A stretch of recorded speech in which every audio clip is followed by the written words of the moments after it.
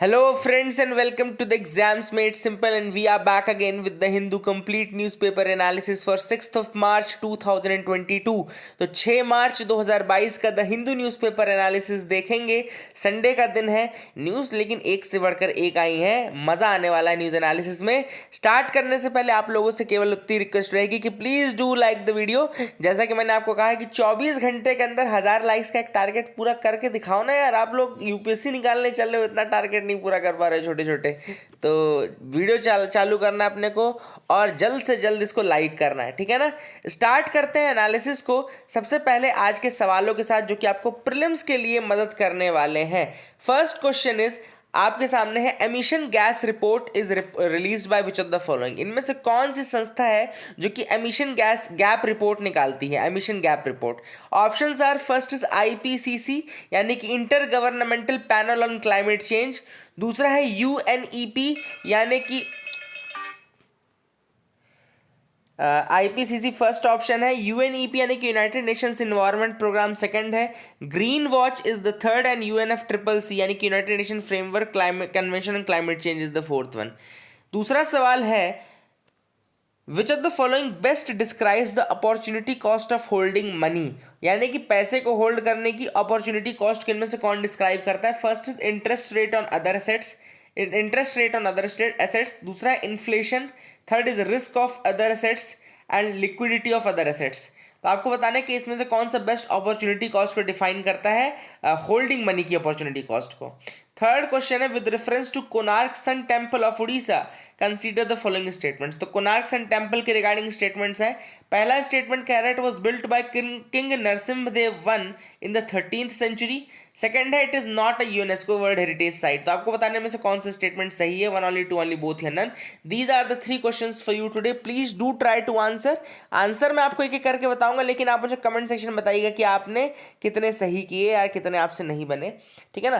पहला सवाल था, एमिशन गैप रिपोर्ट इनमें से कौन निकालता है। तो एमिशन गैप रिपोर्ट निकालता है यूनाइटेड नेशंस एनवायरनमेंट प्रोग्राम। तो आई होप इसका आंसर आपने कर लिया होगा, B will be the answer for this. दूसरा सवाल था, which of the following best describes the opportunity cost of holding money. देखो अपॉर्चुनिटी कॉस्ट होती क्या है, सबसे पहले आपके दिमाग में सवाल आएगा अपॉर्चुनिटी कॉस्ट होती क्या है। मैंने आपको बहुत पहले बताया था कि सपोज करो कि मुझे कहीं जाना है, I have to travel from place A to B, ठीक है ना। If I have to travel from place A to B, suppose करो एक मेथड है जाने का, कैसे I can go via road, है ना, रोडवेज के थ्रू। Second is I can go via train. Third is I can go via air, है ना। तो किसी भी मेथड से मैं जा सकता हूँ, एयरवेज से जा सकता हूँ, रोडवेज से जा सकता हूँ, वाटरवेज से जा सकता हूँ या रेलवे से जा सकता हूँ। बट सपोज करो आई चोज रेलवेज, सपोज करो आई चोज रेलवेज, कि मैंने रेलवे चुना। अब जैसे ही मैंने रेलवे चुना तो मैं बाकी का कोई भी मेथड नहीं यूज कर सकता to go from place A to B ना। अगर मुझे ए टू बी जाना है संडे के दिन सपोज करो, और संडे के दिन मैंने ट्रेन ले ली, तो इसका मतलब है कि फिर मैं दूसरा कोई वे यूज नहीं कर सकता। तो opportunity cost is actually the second alternative which I didn't took, है ना। अपॉर्चुनिटी कॉस्ट क्या होती है, वो दूसरा अल्टरनेटिव होता है जो मैंने चुना नहीं। तो हर चीज की एक अपॉर्चुनिटी कॉस्ट होती है। सपोज करो आपने नौकरी आपकी 2 नौकरी लगती है। सपोज करो आपका प्लेसमेंट 2 जगह होता है, एक आपका प्लेसमेंट इन्फोसिस में हो जाता है, एक आपका प्लेसमेंट सपोज करो टीसीएस में हो जाता है। अब अगर आपने टीसीएस चुन ली तो इसका मतलब है कि आपने इन्फोसिस नहीं चुनी, और अगर आपने इन्फोसिस चुन ली तो इसका मतलब है आपने टीसीएस को छोड़ दिया, यू फॉरगॉन दैट। तो जो चीज़ हम फोरगो करते हैं ना, जो सेकंड अल्टरनेटिव हम फोरगो करते हैं, वो आपका अपॉर्चुनिटी कॉस्ट होता है। तो यहाँ पे पूछ रहा है होल्डिंग मनी का बेस्ट अल्टरनेटिव क्या था। होल्डिंग मनी का अल्टरनेटिव ये है कि आपने उसको कहीं बॉन्ड में लगा दिया होता। तो जैसा कि आप लोग जानते हैं कि अगर मान लो सपोज करो कोई व्यक्ति पैसे होल्ड करके रख रहा है, इसका मतलब है कि वो पैसा उसने बैंक में नहीं डाला, वो पैसा उसने किसी बॉन्ड में नहीं लगाया। तो इसका मतलब है कि उसका क्या है, इंटरेस्ट वो फोरगोन कर रहा है ना। तो अपॉर्चुनिटी कॉस्ट क्या होगी, best alternative interest rate on other assets. जो उसको इंटरेस्ट रेट मिल सकता था वो लेने से मना कर रहा है ना, उस मनी पे उसको इंटरेस्ट मिल सकता था वो नहीं ले रहा है। इसका आंसर हो जाएगा A will be the answer. तीसरा सवाल है, with reference to Konark sun temple वाला क्वेश्चन। अब इसमें पहला स्टेटमेंट बिल्कुल सही है, किंग नरसिम्हदेव वन ने ही इसको बनवाया था 13th सेंचुरी में। लेकिन दूसरा स्टेटमेंट कि ये यूनेस्को वर्ल्ड हेरिटेज साइट नहीं है, ये गलत है। आप सबको पता होना चाहिए कि ये यूनेस्को वर्ल्ड हेरिटेज साइट है, ठीक है ना। तो that will be the answer. Mains question of the day की तरफ आते हैं, आप लोग इसका आंसर करिएगा। क्वेश्चन है what will be the global impact of Ukraine Russia war, what will be the global impact of Ukraine Russia war. तो यूक्रेन रशिया वॉर के ग्लोबल इंपैक्ट क्या क्या होंगे, आपको मैं एक बार थोड़ा सा मेथड बता देता हूँ। जब आंसर राइटिंग करो ना इसकी, तो स्टार्ट मतलब पैराग्राफ वाइज मत करना, इसका आप इंट्रोडक्शन बेसिकली दे देना थोड़ा सा कि वॉर ऐसे ऐसे हो रहा है एक तरीके से, और उसके बाद इसके पॉलिटिकल इम्पैक्ट, इसके सोशल इम्पैक्ट, इसके आपको इकोनॉमिक इम्पैक्ट, इसके डिफेंस सिक्योरिटी स्ट्रैटेजिक इम्पैक्ट्स, है ना, ये सारी चीज़ें आप लिख सकते हैं इसके आंसर में, ठीक है। तो I hope you will try to write the answer in that form only, ठीक है। तो उसको उसी तरीके से आप आंसर लिखने की कोशिश करेगा, ताकि अलग अलग सारे एस्पेक्ट्स क्लियर हो। जितने ज़्यादा डायमेंशंस आप टच करेंगे उतना ज़्यादा अच्छा आंसर आपका कहलाएगा। मूव करते हैं न्यूज एनालिसिस पार्ट में। आज की जो पहली न्यूज है वो है Orissa plans to make Konark 100% solar town. तो उड़ीसा ने बेसिकली प्लान ये किया है कि कोणार्क को 100% सोलर टाउन के रूप में कन्वर्ट कर लिया जाए, ठीक है ना। अब यहाँ पे थोड़ा सा मैं आपको कोणार्क के बारे में बता दूं। मेन तो कोणार्क सन टेम्पल ही है यहाँ का। 13वीं सेंचुरी में किंग नरसिम्हदेव वन ने इसको बनवाया था। ईस्टर्न गंगा डायनेस्टी के थे नरसिम्हदेव वन जो थे, वो ईस्टर्न गंगा डायनेस्टी के थे। एंड इसके लिए एक इंपॉर्टेंट है कि ये उड़ीसा स्टाइल ऑफ आर्किटेक्चर को बिलोंग करता है, या कलिंग आर्किटेक्चर बोलते हैं उसको बिलोंग करता है ये। एंड ये 1984 में इसको वर्ल्ड हेरिटेज साइट का दर्जा यूनेस्को द्वारा दिया गया था, ठीक है ना।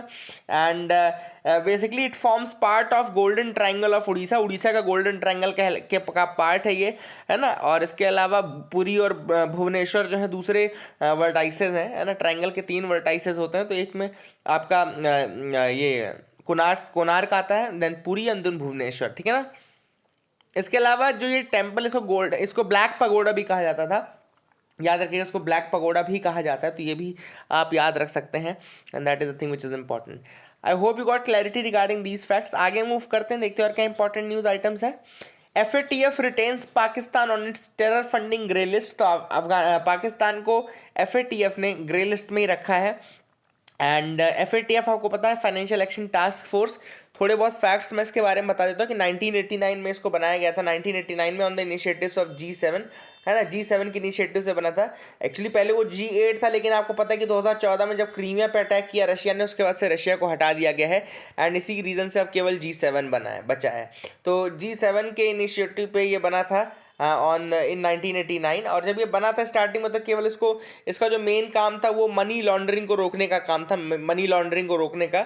और 2001 में इसके अंदर एक और काम जोड़ा गया जो कि है टेरर फाइनेंसिंग वाला, ठीक है ना। तो टेरर फाइनेंसिंग को स्टॉप करने का बेसिकली जो काम है वो 2001 में जोड़ा गया, ठीक। तो ये कुछ फैक्ट्स हैं जो कि आप याद रख सकते हैं रिगार्डिंग दिस, है ना। और इसको बोलते हैं financial action task force. Main काम मैंने आपको बताया मनी लॉन्ड्रिंग, देन दूसरा मैंने आपको बताया कि इसमें टेरर फाइनेंसिंग को स्टॉप करने का जो काम है वो भी इंपॉर्टेंट है। तो I hope you got clarity regarding both of these facts, है ना, आपको समझ में आ गया होगा। आगे मूव करते हैं, देखते हैं और क्या इंपॉर्टेंट न्यूज आइटम्स है। यहाँ पे एक टर्टल की वैरायटी के बारे में लिखा है, तो मैं आपको बता दूं कि नर्दर्न रिवर टेरापिन जो एक वैरायटी है आपका टर्टल की, इसको हम अपने यहाँ बतागुर बस्का बोलते हैं। बहुत फेमस स्पीशीज है बतागुर बस्का, क्योंकि ये एक क्रिटिकली इंडेंजर्ड स्पीशीज है बतागुर बस्का। एक्चुअली बतागुर बस्का के 4-5 अलग अलग 6 वेरिएंट हैं, जिनमें से 3 इंडिया में पाए जाते हैं। Let me tell you that also कि बतागुर बस्का के 6 वेरिएंट है, जिनमें से 3 जो है इंडिया में पाए जाते हैं। उनमें से एक है बतागुर कछुगा, जिसको हम बोलते हैं रेड क्राउन्ड रूफ्ड टर्टल बोलते हैं। देन बतागुर ढोंगोका, जिसको हम 3 स्ट्रिप्ड रूफ्ड टर्टल बोलते हैं, ये आपका गंगा चंबल वाले रीजन में पाया जाता है। देन बतागुर बस्का जो नदर्न रिवर टेरापिन है, it is one of the most endangered of these 3 species. तो बतागुर कछुआ, बतागुर ढोंगोका, बतागुर बस्का, दीज आर द 3 बतागुर स्पीशीज जो कि इंडिया में मिलती हैं। एंड ये इनमें से सबसे इंडेंजर्ड, जो क्रिटिकली इंडेंजर्ड है, वो है बतागुर बस्का, जो कि नदर्न रिवर टेरापिन कहलाता है, ठीक है ना। They are known as the northern river terrapin, तो इसको आप याद रखेगा। And it is critically endangered, ये भी मैंने आपको बता दिया। बहुत ही ज़्यादा dwindling पॉपुलेशन है इनकी, और अब इनको GPS फिट करके ये देखा गया था कि कहाँ ये जाते हैं, तो इनमें से पता चला कि कई बांग्लादेश निकल गए, है ना। And they are critically endangered, protected under schedule 1 of the wildlife protection act 1972। And they are included in appendix 1 of the CITES के अपेंडिक्स 1 में है, शेड्यूल 1 में है वाइल्ड लाइफ प्रोटेक्शन एक्ट के। क्रिटिकली इंडेंजर्ड है। They are world second most endangered turtle as well. Batagur baska, they are second most endangered turtle world में। Yangtze giant soft shell turtle जो है वो सबसे ज़्यादा इंडेंजर्ड फ्रेश वाटर टर्टल है। Yangtze giant soft shell turtle वो world का सबसे ज़्यादा इंडेंजर्ड है, ये आपको याद रखिएगा। These are the facts regarding this as well. आगे मूव करते हैं, देखते हैं और क्या इंपॉर्टेंट न्यूज़ आइटम्स है जिनके बारे में डिस्कस करना है। You can move ahead. यहाँ पे ऐसी कोई न्यूज़ नहीं दिख रही मुझे, आगे देखते हैं। यहाँ पे भी ऐसी कोई न्यूज़ नहीं इस पेज में। हाँ, can artificial intelligence and machine learning put judiciary in the fast track. अब आपको सबसे पहले जुडिशरी के इशूज़ तो पता ही है। जुडिशरी में देखो, एक तो क्या वैकेंसीज ज़्यादा है, ठीक है ना, वैकेंसीज ज़्यादा है, देन केसेस की पेंडेंसी बहुत ज़्यादा है, पेंडेंसी ऑफ केसेस बहुत ज़्यादा है, ठीक है, ये कुछ इश्यूज़ हैं। अब इन सारे इश्यूज़ को दूर करने के लिए आर्टिफिशियल और मशीन लर्निंग क्या यूज़फुल होगी, इसके ऊपर काफ़ी सारी कमिटीज़ बनी हैं, काफ़ी सारी चीज़ें इसके लिए डिस्कस की जा रही हैं। अभी रिसेंटली कुछ मशीन लर्निंग के ऐप्स भी बनाए गए हैं, आर्टिफिशियल इंटेलिजेंस के भी कुछ ऐप्स बनाए गए हैं जिनकी टेस्टिंग चल रही है अलग अलग फेज़ में, और जो कि ये बताएंगे कि क्या ये यूज़फुल होंगे इन द जुडिशरी सेक्टर। जैसे कि मुंबई बेस्ड एक फर्म है जिसने कि अभी एक रिसेंटली एक लीगल टेक ऐप बनाया है जिसमें मशीन लर्निंग का यूज़ किया गया है to understand and parse the cases that are similar in content. मतलब कि वो क्या करेगा कि बहुत सारे केसेस को स्टडी करके उनका डेटा उसके पास रहेगा, ठीक है ना, फिर सिमिलर जो केसेस रहेंगे उनको फिर उन्हीं की जो हिस्टोरिकल केसेस हैं जो एक नेचर के, उनके बेसिस में पार्स किया जाएगा, उनके बेसिस में प्रोसेस किया जाएगा, ठीक है ना। तो I hope you got clarity regarding this. समझ गया ना कैसे काम करता है कि पुराने केसेस को स्टडी करके अलग अलग वैरायटी बना लो। मान लो 4 चोरी के केसेस रहे होंगे, 5 कुछ और केसेस रहे होंगे, 6 केसेस किसी और के रहे होंगे, है ना। तो इस तरीके से केसेस को अलग अलग उसमें डाल दिया। अब जब नेक्स्ट केस आया तो वो हिस्टोरिकल डेटा चेक करके उससे मैच करके बता देगा कि भाई इसमें क्या क्या चीज़ें इंपॉर्टेंट है। एक और ऐप है जैसे ऐसे ही, जो कि क्या करता है कि वो कॉन्ट्रैक्ट्स को स्टडी करता है। कॉन्ट्रैक्ट के अंदर जो फाइनर पॉइंट्स है ना, जिनके बेसिस में एक्चुअली जो इशू है वो रिजॉल्व होता है, उनको वो निकाल करके सामने लाता है, ठीक है ना। तो जो बेसिकली जो पॉइंट होते हैं, फाइनर पॉइंट्स इन एन एग्रीमेंट, उनको निकाल के सामने लाने वाला काम जो है वो एक और ऐप ऐसा मशीन लर्निंग का बनाया गया है। तो ये सारे जुडिशरी में काफ़ी ज़्यादा इंपॉर्टेंट होने वाले हैं, क्योंकि कॉन्ट्रैक्ट्स और ये सब तो काफ़ी डिटेल में पढ़ा जाता है। मान लो 1000 पेज का कॉन्ट्रैक्ट है, मशीन के लिए वो 1000 पेज कुछ नहीं है, लेकिन किसी इंसान के लिए तो बहुत ज़्यादा है ना। तो इसीलिए ये सब चीज़ें ज़रूरी हैं। एक सुवास करके एक ऐप बनाया गया, लैंग्वेज लर्निंग एप्लीकेशन है जो कि ट्रांसलेट करेगा जजमेंट्स को। एंड सुपेस करके एक बनाया गया है जो कि ड्राफ्ट कर सकता है लीगल ब्रीफ या ये सारी चीज़ें जो उसको ड्राफ्ट कर सकता है सुपेस। सुवास क्या है? लैंग्वेज लर्निंग एप्लीकेशन है जो कि ट्रांसलेट कर सकता है जजमेंट्स को। तो इस तरीके से काफ़ी चीज़ें हैं जो कि इंपॉर्टेंट है। आई होप आपको समझ में आ गई होंगी। I hope you got clarity regarding this as well, है ना। ये सारी चीज़ें आपको समझ में आ गई होंगी। तो that is the thing which is important.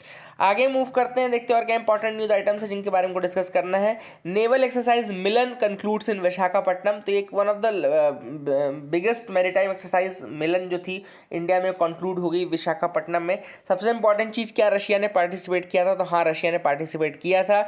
ये जो मिलन एक्सरसाइज है याद रखिएगा 1995 से स्टार्ट हुई थी, 1995 में स्टार्ट हुई थी। और इसमें 4 कंट्रीज थी तब, Indonesia, Singapore, Sri Lanka and Thailand, है ना। आज ये one of the biggest maritime exercises बन चुकी है एंड ये आपको मैंने बताना ज़रूरी समझा। आई होप यू गॉट क्लैरिटी। आगे मूव करते हैं। चाइना जो है अपनी मिलिट्री स्पेंडिंग को अब 7% और बढ़ा देगा, है ना। वो तो अलग ही चल रहा है ना। एक इंपॉर्टेंट आज मैं आपको कॉन्सेप्ट बताऊंगा, वो है स्टेलर वैम्पायरिज्म का कंसेप्ट बताऊंगा। देखो क्या हुआ, अभी रिसेंटली कुछ दिनों पहले बोला गया, एक जगह बोला कि इंडिया से 1000 लाइट ईयर्स दूर एक ब्लैक होल दिखा है, क्लोजेस्ट ब्लैक होल। आज जाके पता चला कि वो एक वैम्पायर स्टार कॉम्बिनेशन है। वैम्पायर स्टार कॉम्बिनेशन क्या होता है? सपोज करो 2 स्टार है, ठीक है ना, 2 स्टार्स हैं आसपास में, एक स्टार है और इसका एक कंपेनियन स्टार है, ठीक है ना। अब ये जो है बाइनरी स्टार में, ये बाइनरी स्टार सिस्टम हो गया। अब एक स्टार मान लो बहुत बड़ा है और उसका ग्रेविटेशनल फोर्स ज़्यादा है, और दूसरा स्टार थोड़ा छोटा है, उसका ग्रेविटेशनल फोर्स कम होगा। तो ये जो है ये ज़्यादा ग्रेविटेशनल फोर्सेस की तरफ एग्जर्ट करेगा, है ना। तो हो सकता है कि जो स्टार का ये जो आउटर पोर्शन है उसको ये कंज्यूम करना शुरू कर दे। तो क्या होता है, कई बार जब साइज में डिफरेंस होता है इतना ज़्यादा, और जब उनकी जो ग्रेविटेशनल पुल है उसमें डिफरेंस होता है, तो कई बार क्या होता है कि एक जो स्टार है वो बहुत ज़्यादा अट्रैक्ट करता है, पुल करता है दूसरे स्टार को, और उसका जो आउटर मटेरियल है उसको सक कर लेता है। तो जैसे वैम्पायर का काम क्या है, वैम्पायर का काम ये है कि अपने दांतों को गड़ा करके गले से खून निकाल लेना और उस खून को सक करते रहना। उसी तरीके से ये जो वैम्पायरिज्म का कंसेप्ट है वो यहाँ पे लागू होता है, जिसमें एक बड़ा स्टार अपने कंपेनियन स्टार का जो आउटर मटेरियल है उसको कंज्यूम करता है और उसको खा लेता है ना। तो ये कहलाता है stellar vampirism. This process is known as stellar vampirism, and वही चीज यहां पे देखने को मिली थी इस बाइनरी स्टार सिस्टम में। I hope you got clarity. Deepak Dhar, John J Hopfield chosen for Boltzmann medal. तो यहाँ पे लुडविग बोल्ट्जमैन मेडल जो है वो किसको जाएगा, दीपक धार फ्रॉम इंडिया, आईसर पुणे के हैं ये, एंड जॉन जे हॉफील्ड को चुना गया है। अब ये दीपक धार जी जो है, he is a physicist from IISER Pune and he has been selected for Boltzmann medal, है ना, जो कि which will be awarded by the commission on statistical physics C3 of the international union of pure and applied physics. तो international union of pure and applied physics का pure and applied physics का जो C3 है, यानी कि commission on statistical physics जो है, वो इनको ये मेडल देगा, Boltzmann medal. Now Deepak Dhar has became the first Indian to win this award. सबसे इंपॉर्टेंट चीज है कि Deepak Dhar ji is the first Indian to win this Boltzmann medal, and this medal was initiated in 1975, है ना, 1975 में इनिशिएट हुआ था। और पहला जो विनर थे इनके वो KG विल्सन थे। He was also a Nobel laureate later, है ना, KG Wilson ji. And this is important for India as well, बहुत इंपॉर्टेंट है इंडिया के लिए। दीपक धार जी के बारे में बता दूं कि he is working on the field of statistical physics, है ना, जिसमें कि वो exact solutions of self organised critically models, criticality models and interfacial growth, universal long time relaxation in disorder magnetic system, इन सब पे काम कर रहे हैं Deepak Dhar ji. I hope you got clarity regarding that. Mission creep on NATO expansionism. तो ये basically author ने बस ये लिखा है कि नेटो किस तरीके से 1949 जब से बना है तब से वो सोवियत यूनियन, पहले USSR के अगेंस्ट था, फिर बाद में रशिया के अगेंस्ट हो गया, और धीरे धीरे उसने अपनी किस तरीके से मेंबरशिप बढ़ाई है, और आज उसमें 30 मेंबर्स हो चुके हैं, जिसमें कि कई बाल्टिक स्टेट्स में जो कि रशिया की कितनी क्लोज विसिनिटी में है, लातविया, लिथुआनिया, ये वाली कंट्रीज जो हैं ये बाल्टिक स्टेट्स होते हैं, है ना। तो अब यही ऑथर ने बोला कि ये मिशन क्रीप है, यानी कि धीरे धीरे क्रीप करता हुआ नाटो जो है वो रशिया के बॉर्डर्स तक पहुंच गया। 2008 में रशिया ने 2008 में जब बुचारेस्ट समिट हुआ तो वहाँ पे रशिया ने यूक्रेन और जॉर्जिया दोनों को मतलब अपनी तरफ इनवाइट किया। उसके बाद रशिया ने पहले जॉर्जिया पर अटैक किया, और अभी 2014 में यूक्रेन का जो क्रीमिया वाला पोर्शन है उसको ले लिया। और यही एक रीज़न है, बहुत बड़ा रीज़न है, जो कि इमीडिएट इफेक्ट बना for the attack between the two countries, Ukraine Russia के में जो वॉर चल रहा है। तो कहीं ना कहीं नाटो उसके लिए बहुत ज़्यादा रिस्पॉन्सिबल है। तो ऑथर ने वही कहा कि नाटो को भैया एक तरीके से डिसबैंड कर देना चाहिए एज अ इंस्टीट्यूशन, क्योंकि पहले तो USSR कोल्ड वॉर इस टाइम पे ये बना था, अब ऐसे मिलिट्री अलायंस की जरूरत नहीं है। और नाटो का आर्टिकल जो 5 जो है वो ऑलरेडी आपको पता है कि ये बोलता है कि अगर आपने किसी एक नाटो मेंबर पर अटैक किया तो वो पूरे के पूरे नाटो के ऊपर अटैक माना जाएगा, और फिर उसको डिफेंड करने के लिए वॉर होगा, ठीक है ना। इंडियंस अब्रॉड क्यों जाते हैं मेडिकल स्टडीज़ करने, तो यहाँ पे 2-3 रीज़न जो है ऑथर ने यहाँ पे दिए। पहला रीज़न ये है कि इंडिया में एक तो मेडिकल कॉलेजेस कम है, इसलिए सीट्स बहुत कम है और कंपटीशन बहुत ज़्यादा है। फॉर एग्जांपल नीट का एग्जाम इस बार 16 लाख लोगों ने दिया, जिसमें से फिर 8 लाख लोगों का सिलेक्शन हुआ, है ना। तो यहाँ पे ऑथर ने वही बोला है कि सिलेक्शन वो भी ऐसा नहीं होता कि गवर्नमेंट कॉलेजेस में, फिर प्राइवेट, इसमें आपको पता है कि बहुत सारी मैनेजमेंट कोटा के सीट्स एंड ऑल होती हैं। तो दूसरा रीज़न यही है कि इसमें जो फीस लगती है इंडिया में वो प्राइवेट कॉलेज में 1 से 1.5 करोड़ के बीच में लगती है, और गवर्नमेंट कॉलेजेस में थोड़ा कई लैक्स में कवर हो जाता है काम। तो ऑथर ने वही बोला है कि भैया ये इतना महंगा स्टडीज़ है, दूसरी चीज़ कॉलेजेस थोड़ा कम है, कंपटीशन ज़्यादा है, लोग यहाँ पे सीट मिलती नहीं है लोगों को, इस कारण से उनको फॉरेन पढ़ने जाना होता है।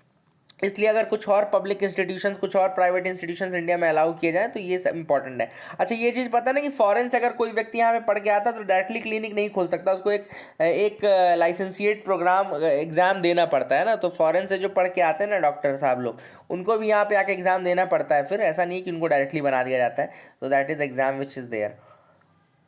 रशिया वॉर का जो सबसे बड़ा इम्पैक्ट है ग्लोबली वो है कमोडिटी क्रंच, यानी कि जो वीट, ऑयल, मेटल एंड ये गुड्स की जो सप्लाई की कमी आई है वो एक बहुत बड़ा इशू है। या आप ग्लोबल वाले आंसर में लिख दीजिएगा। दूसरा मैंने कल आपको बताया था पैलेडियम का, और ये जो पैलेडियम और नियॉन की जो कमी आई है उससे जो सेमीकंडक्टर और इन सब में क्रंच आपको देखने को मिलेगा, ठीक है ना। ऑयल प्राइसेस बहुत ज़्यादा बढ़ जाएंगे, ऑयल शॉक्स जो होंगे, यूरोप के ऊपर इम्पैक्ट पड़ेगा क्योंकि यूरोप का जो पूरा गैस है वो पूरा रशिया से ही आता है। तो ये सारे इश्यूज जो हैं वो आप मेंशन करिएगा। So I hope you got clarity regarding today's newspaper analysis friends. I hope you got clarity, आपको समझ में आया होगा, अच्छा लगा होगा। That is it for the day. Keep loving us, keep sharing us. Thank you and have a nice day.